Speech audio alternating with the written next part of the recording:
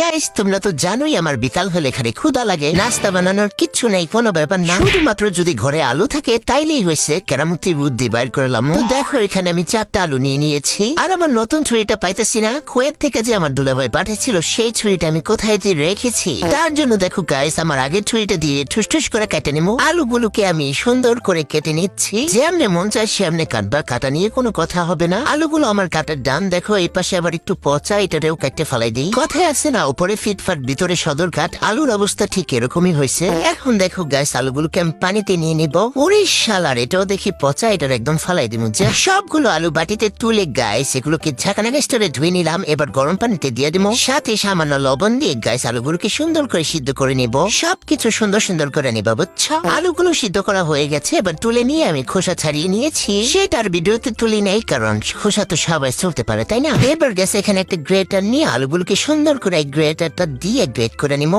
কারণ আলুগুলো খুব গরম, নাইলে গ্রেটার মেটার কিচ্ছু লাগতো না, হাত দিয়ে সব করে নিতাম। দেখো গাইস আলুগুলো গ্রেট করাতে কি সুন্দর লাগতেছে, মনে হইতেছে সেউই দিছি। আগে না আমাদের মাথা ছিল এরকম করে সেউই দিত, বাট এখন সুখ পেয়ে মানুষ সব ভুলে গেছে। সো গাইস আলুগুলোকে সুন্দর করে গ্রেট করে নেওয়ার পর এবার এখানে দিয়ে দিব চিলি ফ্লেক্স, একটুখানি দিব গাইস, বেশি দিতাম না, কারণ ঝালের ইদানিং আমি খুব ভয় পাইতেছি। এরপর দিয়ে দিচ্ছি কালো গোলমরিচের গুঁড়া, আর গাইস ফ্লেভারের জন্য দিয়ে দিচ্ছি অরেগেনো, এটা যদি বাসায় না থাকে না দিলেও চলবে। এরপর আলুটাকে বাইন্ডিং আনার জন্য দিয়ে দিবা কর্নফ্লাওয়ার, বাট আমি তো গরিব তাই দিয়ে দিচ্ছি ময়দা। কি দরকার আবার বাইরে যায় কিনা টাকাটা খরচ করার, ময়দা আছে ময়দাই দিয়ে দিই। এবার সবকিছু ইচ্ছা মতো মেখে নেবো গাইস, অল্প অল্প ময়দা দিতেছি আর মাখায় নিতেছি। এর মধ্যেই শালার মনে পড়ছে আমি তো লবণ দেই নেই, মানে কাজটা কি করছিলাম, লবণ ছাড়া বানাইলে কি খাওয়া যেত? এরপর গাইস ঢাকনাকে স্টাইলে সবকিছু মিশাই নিয়ে দেখো ডোটাকে এবার নিয়ে নিবো কোথায়, একটা চপিং বোর্ডের উপরে। এখন হাত দিয়ে চাইপাতে একটু এগুলো ছড়ায় সমান করে নিবা। এরপর গাইস সুন্দর করে কেটে নেওয়ার জন্য এখানে কতগুলো কুকি কাটা নিচ্ছি। ভেবেছিলাম গাইস